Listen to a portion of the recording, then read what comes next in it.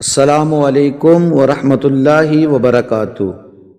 ہمارے فیس بک اور YouTube channel پر خوش آمدید ناظرین۔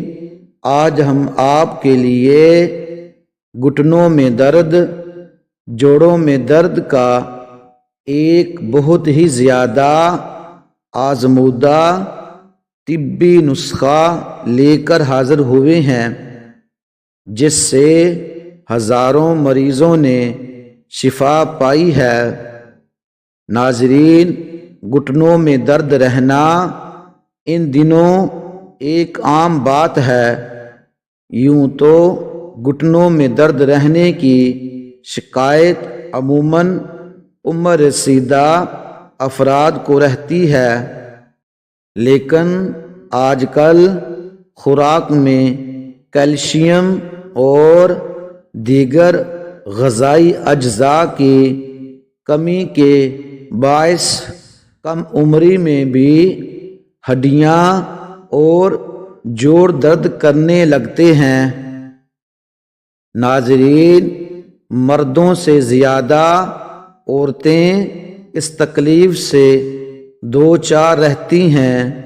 یہ درد گھٹنے کے کسی خاص حصے میں بھی ہو سکتا ہے اور پورے گھٹنے میں بھی ہو سکتا ہے۔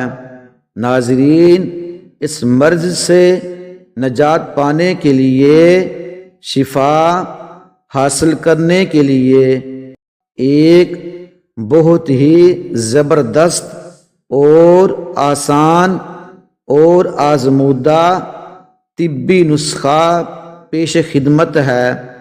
ناظرین، نسخہ یہ ہے: الشافی زنجبیل 50 گرام، زیرہ سیاہ 50 گرام، سیاہ مرچ 25 گرام، پودینہ خشک 50 گرام۔